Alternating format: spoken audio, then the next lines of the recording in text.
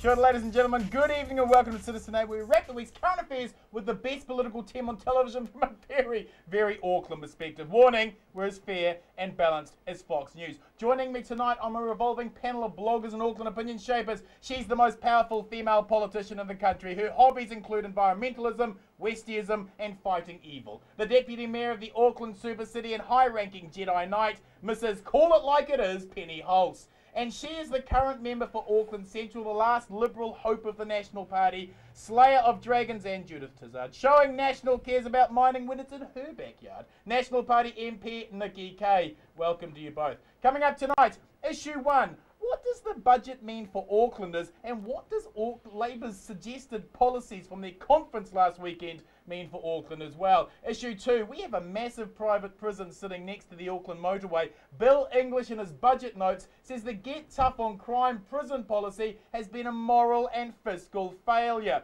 How will introducing a profit motive to lock up more New Zealanders make that moral and fiscal failure any better? Issue 3 tonight, John Banks of all people has attacked the Super City as a disaster and that it lacks leadership.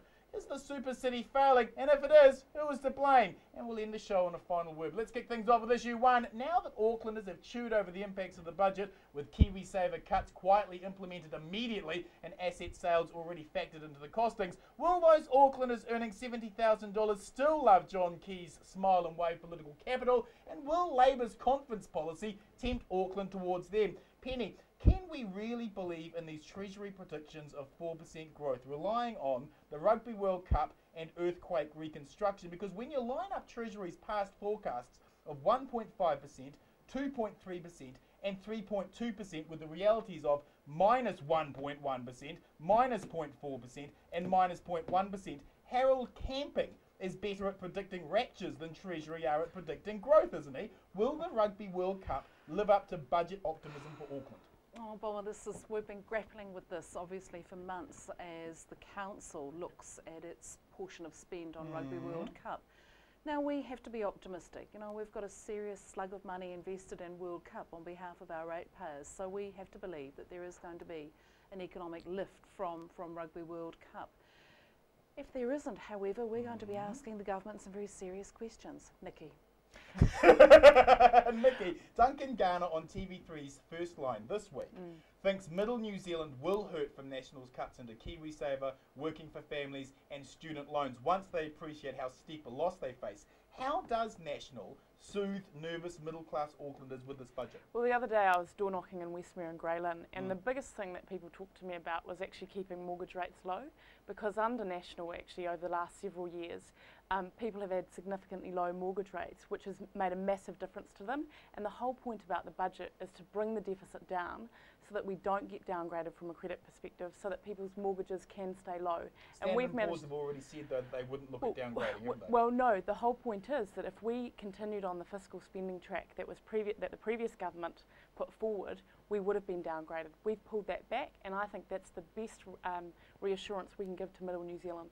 That's more to do with the private debt created, though, isn't it? Not government debt. No, look, actually what the credit agencies look at is total debt, and that is private debt and government debt. But the other point that I'd make is we've put $1.4 billion into education. Now in Central Auckland, what does that mean? That means an extra 3% in operational grants for our schools, means more money for inner city growth. There's $50 million in the budget for community housing in Auckland. We've put a massive package around broadband for Auckland. That means 400 schools will get fast, high-speed broadband. 25,000 businesses will also get that. There's actually quite a lot, and it takes a couple of weeks for that to come through, but there's quite a lot of expenditure there, particularly in health and education. And for Middle New Zealand, they need that because we need to have good quality public services, and that's a big part of what the budget's been about. Should the government have been upfront about the cuts to KiwiSaver, that they're implemented immediately? Well, it's not true that they're implemented immediately. We might pass the legislation, but the whole point is that we have been very clear around both the asset mixed ownership model and also KiwiSaver, that we will go and we will announce that policy now, and we will go to the people and they can make up their own mind. If people don't want that, they can repeal the legislation. If people don't want that, then they can vote for someone else. Who wins? Question to both of you. Who wins? Who in Auckland wins and loses in this budget? Who do you think wins? Who do you think loses in this budget? I think there are some small gains for people who are on the receiving end of some of the focused spend. First-time mums in hospital, final order, some of those things that worry us deeply. The losses, however, I think are in some of the big packages like asset sales and the proposal to sell our power companies. I guess that has a huge concern for us from an infrastructure basis. Nikki's point that at least John Key is actually going to the electorate as a looking for a mandate for those issues is a positive, though, isn't it, for democracy? I have to say it feels like a first. You know, we're going to have some input, and I think New Zealanders have a pretty strong opinion on these, and you know, at least good on the government for who wins in Auckland, who loses in this budget? Obviously, you think everyone wins. Well, no, what I'd say is that I think most people are really realistic, actually. When I've been out door knocking, people have said to me, in fact, I won't forget one lady who yelled out to me across the street and said, do people understand, you know, the situation that New Zealand's in? And I sense that people are realistic, that they would rather that there were, and one lady said to me, look, I'm going to lose $4 from working for families a week, and that's a coffee for me, and I would rather you did that than you took core money out of some of our most vulnerable. And that's what we've done in this budget, and it was a hard call, but we have had to balance both protecting our most vulnerable, getting us out of debt, and also ensuring that we invest in some core public services. So I think that, yes, some people have lost a little bit per week, and I think the average reduction for working for families is about $4. But some people have really gained, and the new mums is a really good example. And it's good at least that the people and the electorates are being realistic, as opposed to the Treasury predictions, which are just so in la-la land that you'd have to believe in fairies living at the bottom of your garden before you believe those predictions. Well, obviously, Bomber, I don't agree with you with that. I think they've actually, there's been a number of, it's not just Treasury, there's been a number of analysts that have gone over those predictions. 170,000 jobs are the predictions for the next few years. And Which I think was the same prediction as last year, wasn't it? It's the cut and paste situation. Can I mention just something about that? Yeah. A massive part of the budget is $5.5 billion for Canterbury. And many people say to me, look, that's the right thing to do, but that is actual money that is going to go into the New Zealand economy. It will be a fiscal stimulus. It will help some of our tradespeople who have struggled, I think, over the last several years with fewer houses being built. And I think that is a very clear area where jobs are going to be created. Of course, some of those analysts that John Key pointed to this week to back up the predictions, interesting to note, ANZ, Westpac, Deutsche Bank were also all wrong in the past with their predictions, similar to the growth predictions. So you're pointing to a whole bunch of people who've been wrong. Well, look, I disagree with you again, because I think that whilst there are a number of factors that are taken into account when they make these analysis, as I've said before, there's a very clear area like Canterbury where people are currently being employed. I had an example the other day, 570 people in the insurance industry are on the ground in Canterbury. Kathmandu have just announced their distribution centre down there. So there are some very tangible examples of jobs being created. Labour held their party conference in Wellywood and released policy around minimum wage, R&D, tax credits and no asset sales.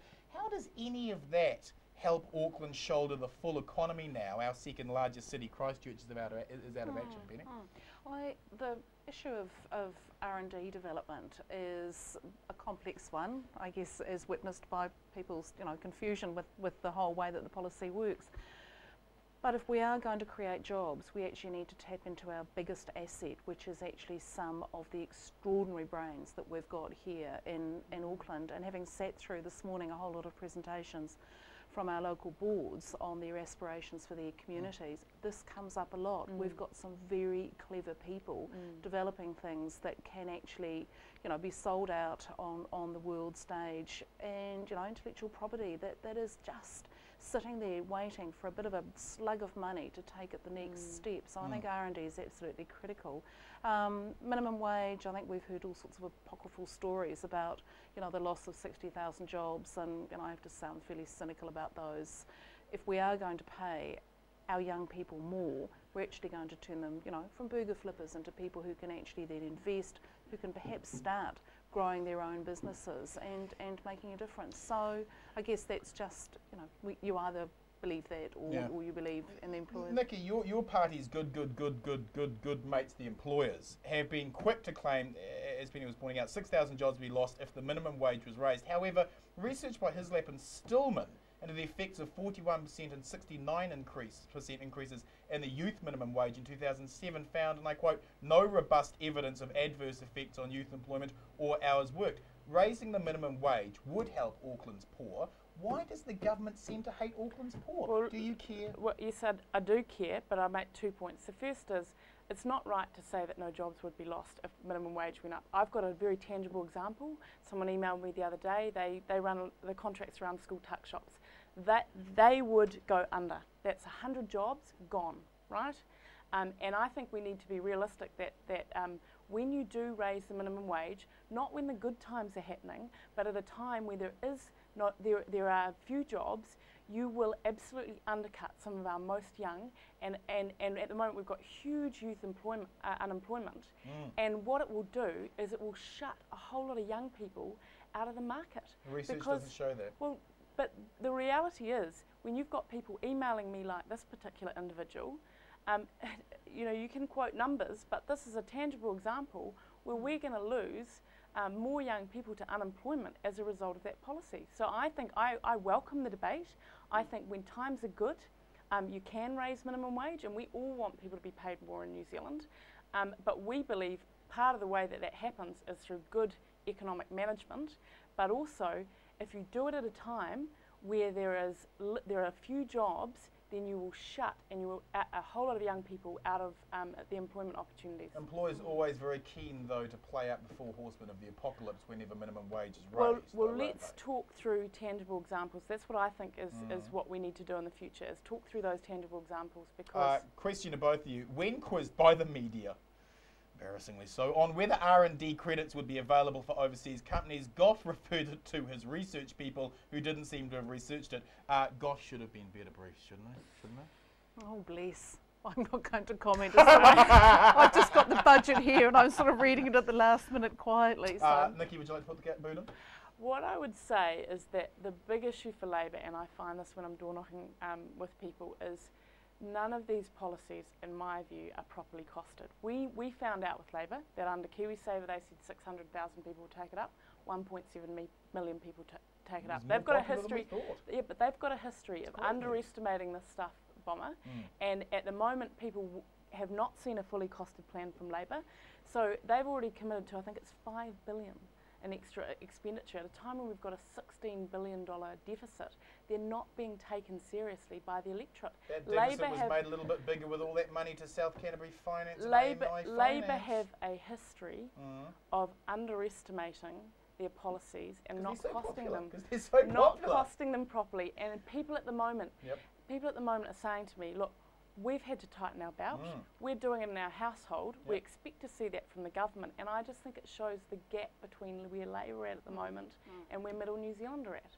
Do you think Middle New Zealand's into corporate welfare? Because the National Party is quite good at handing out corporate welfare. Well, I think there were several very, there were quite a lot of differences between each of those situations. So in the situation with AMI and in the situation with South Canterbury, in the situation of South Canterbury, we made a decision which was, under the previous government, they had committed to that particular scheme. But there were exit routes off that weren't chosen. That is, Treasury went through all of the options that were presented, not very good, are they? And they were all pretty bad actually. Yeah. And basically, Treasury said, "Look, this is the best thing to do," and so we took that advice. But you know, I think the point that I would make is that, and it's coming back to another point around mixed ownership of assets. People say to me, Nikki, we don't have confidence anymore investing in finance companies. And the one thing about this opportunity for New Zealanders now in terms of mixed ownership of assets is they are going to have more opportunity than ever to invest in our country, in New Zealand, rather than finance companies. That's a very optimistic approach. The version there. Issue 2. We have a massive private prison sitting next to the Auckland motorway.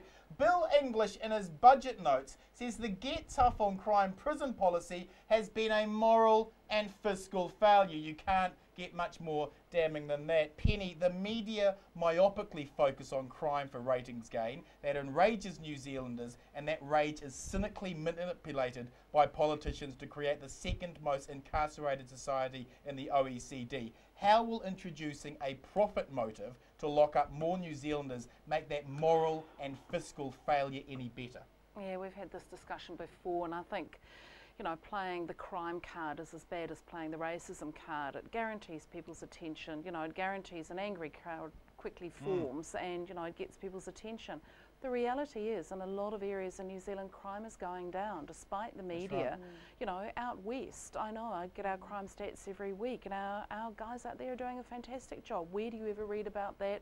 Nowhere. And I think that's, you know, across the political spectrum, things are going well. I don't think prison is the answer, and I think going back to the budget, investing in our young people, investing in our families, and investing in good housing is actually the thing that will break that crime cycle, and the sooner we invest in that rather than prisons, the better. Nikki, while Clayton Cosgrove must bear some of the blame for allowing the Sensible Sentencing Trust to overthrow reason for vengeance in our prison policy, Crusher Collins and Simon Power are two politicians from your party who have done more than any other politicians to convince New Zealanders that prison is somehow an adult Disneyland.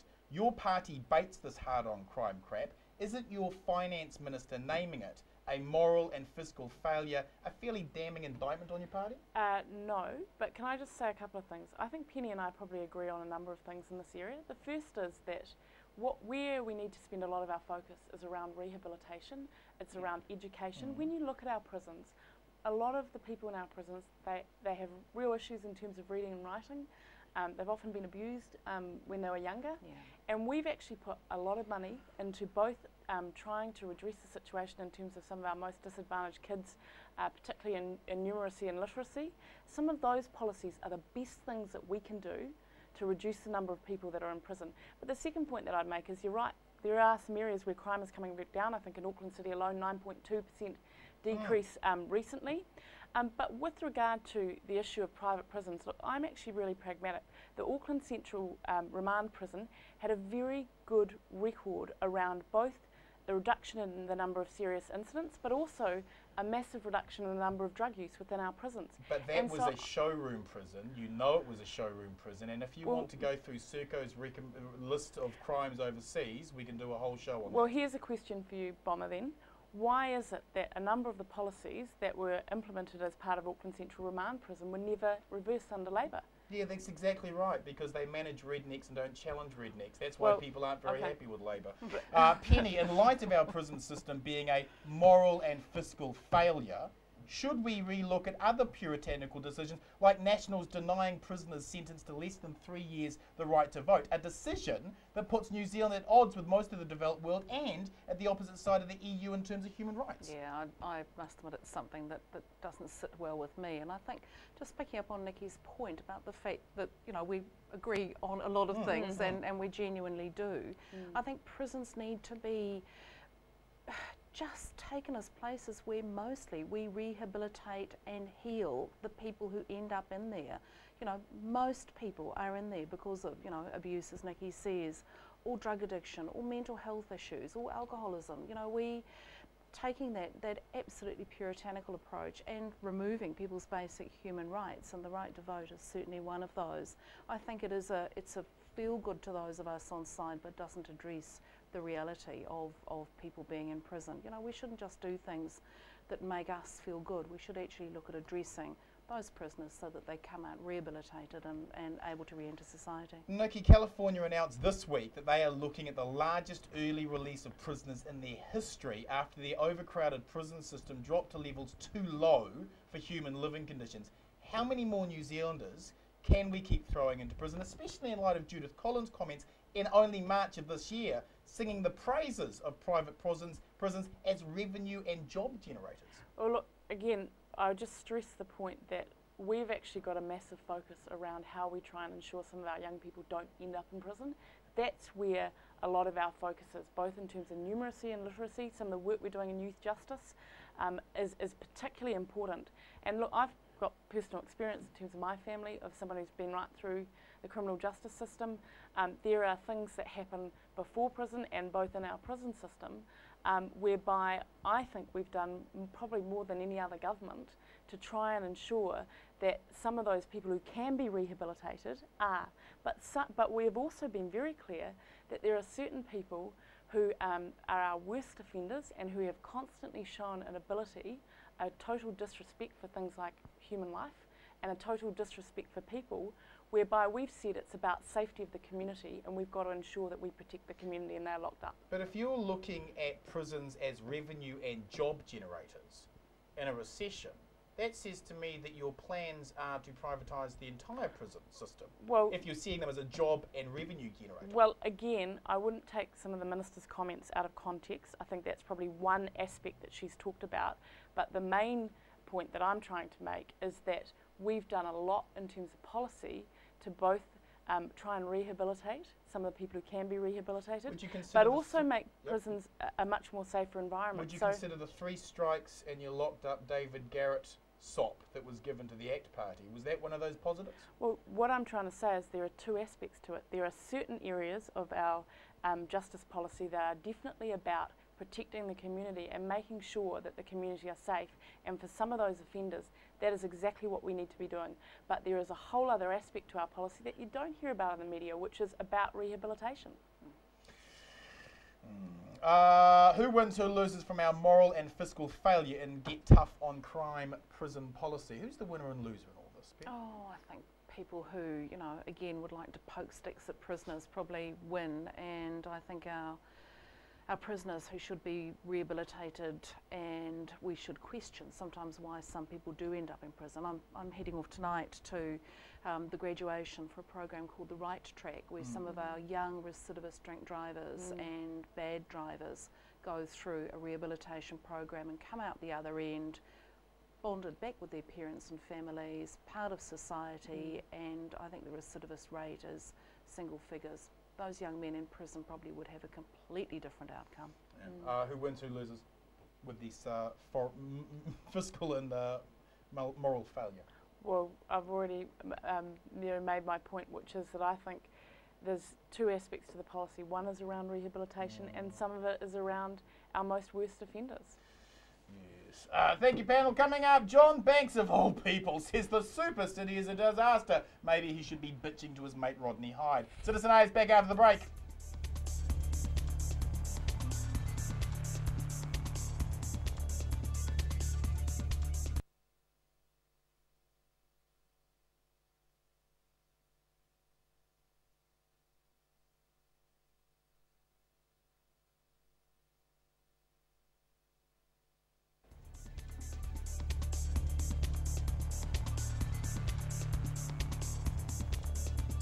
Welcome back, ladies and gentlemen. This is Citizen A. We're reviewing the week with the Deputy Mayor of the Super City, Penny Hulse, and Auckland Central MP, Nikki Kaye. Issue 3 tonight, Epsom ACT Party candidate John Banks has slagged the Super City off as a disaster that lacks leadership. Penny, this interview was on Leighton Smith's ZB Talkback show, so I give anything radiating from that program the type of distance reserved for Japanese nuclear power plants after the tsunami. But Banks may as well have been quoting you, who recently described the Auckland Super City as expensive, unwieldy and unfriendly to communities. Who is to blame for the failings, perceived or real, of the Auckland Super City? First of all, I do just need to make clear that that quote was taken slightly out of context. I was actually talking about the repositioning of the family courts that are meeting out west and drawing the parallel between the way the courts were going to be changed and the Super City, which is still not yet that accessible to our communities. It's exceedingly large and unwieldy, you know, for a lot of people. And with our CCOs, it's a work in progress. You know, we need to warm them up to the fact that they're responsible to communities.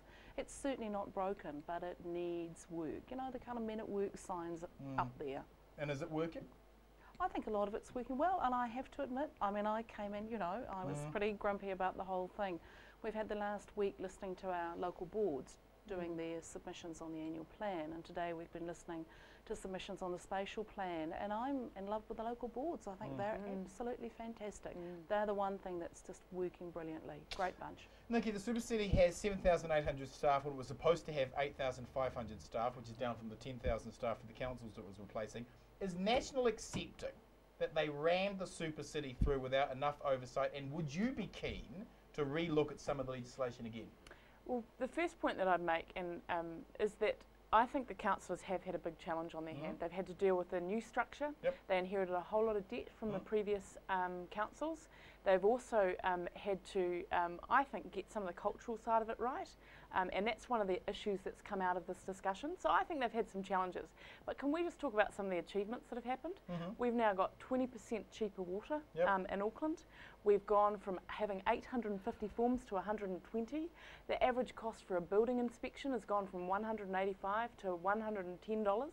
So there's been some real achievements that are happening, and particularly the spatial plan process is a massive opportunity to finally deliver both from a transport, an environment, an economic and a cultural perspective across the city.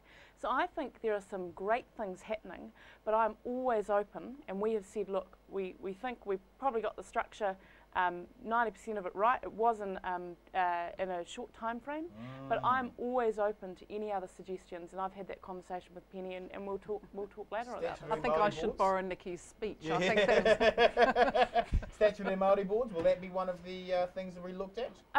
Well, again, I think we've just got to put the stuff on the table. I think at the moment, though, that we do need to give time for it to bed in, and I think that we actually, I want to congratulate actually the Mayor and Penny. I think they are doing a good job. I think they've had some tough times from a fiscal perspective, but the other day with the their announcement that they've managed to keep rates down, I think is a really significant achievement for this council. It was. So both of you, how does the Super City work for the benefit of all Aucklanders and live up to its potential? How? I think probably on the positive side, it has actually delivered the potential for a more cohesive look at Auckland. On the negative side, however, I would caution some of those major cost savings. You know, for instance, some of the building costs. Yes, the cost to get a resource consent has gone down. Some of that may simply be cost shifting to rates. So, you know, let's let this play out over the next 2 or 3 years before we have a genuine look at whether there have been cost savings or not. How does it live up to its potential? I think the spatial plan is a crucial part of that, and I think Aucklanders are saying to me, I mean, we're already seeing massive progress around Wynyard Quarter, which is fantastic, new theatre for the Auckland Theatre Company down there. We're finally unlocking our waterfront, but Aucklanders want to see progress in, I think, the transport area. They want to see progress around Nikki, the waterfront. It's in your hands, sweetheart. The inner city rail loop. What's well, going on? let's do this whole hands and do this care together. about Well, this. let me make a few comments about that. The first point is that I've said before, the CBD rail loop for me is a priority. That's right. But the whole point of the spatial plan process is as well that Auckland finally has a conversation about what is local government's share, and potentially in the future, how will some of these projects be funded from the central government funds that exist. But we need to have that discussion, and all my point is that finally we're able to have that discussion. Previously, there would be 7 mayors that would walk down into Wellington, couldn't agree on anything. We now have one to be mayor. fair, we all agreed on transport. We came up with one Are single you, now are you have the only, one- Are you the only National Party MP in Auckland that supports the rail loop? Are there any others? Good question. I think we're going to find that out over the next period. But Because you supporting it's great, but if the rest of the cabinet doesn't, well, look, I think the other point that I'll just make about transport, which is really positive, is that it's not just about big infrastructure projects. It's also about the redesign of our bus network. It's about the integrated ticketing system that's come into place. thank God. These are achievements of They the are. current Auckland Council. Question And to both of you. Len Brown called for the St James to be reviewed so it doesn't get destroyed by greedy developers. Is the St James going to be saved, yes or no? Absolutely, unequivocally. St James safe. Money going into this budget to look at a plan to save it, money going in the long-term plan to actually do the job. Yes or no? Is it going to be saved? I think they'll deliver it. I think the council will save it. Yeah. Let's wrap the show with last word. Penny, your last word this week is?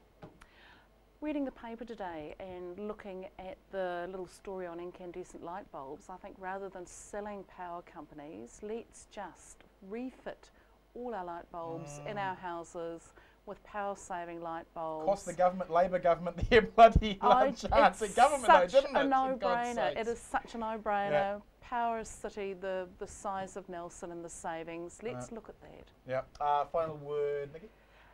Since I recently appeared on a television program, a lot of people have contacted me about rubbish, and yes, I yes. am really looking forward to the council moving around helping to clean up our city. It's a massive opportunity under this council to improve green waste, how we manage Totally green waste, agree.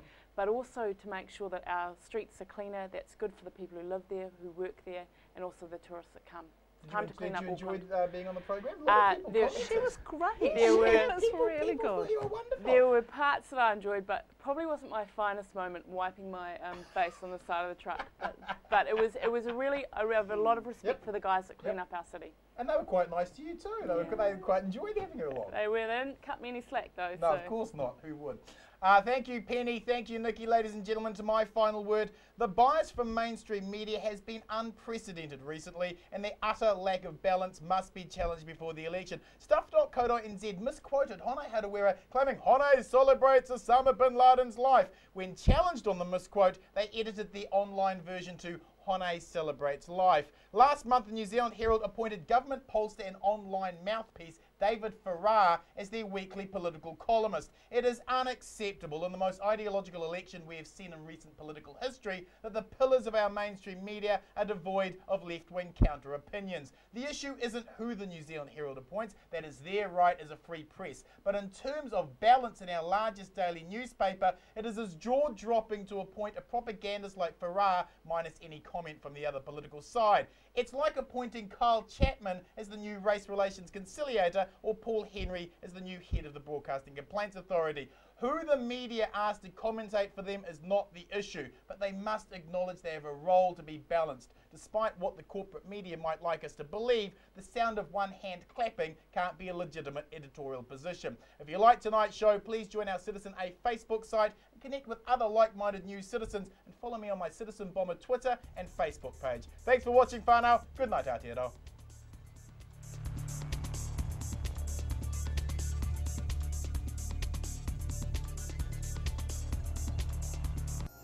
Supporting local content so you can see more of New Zealand on air.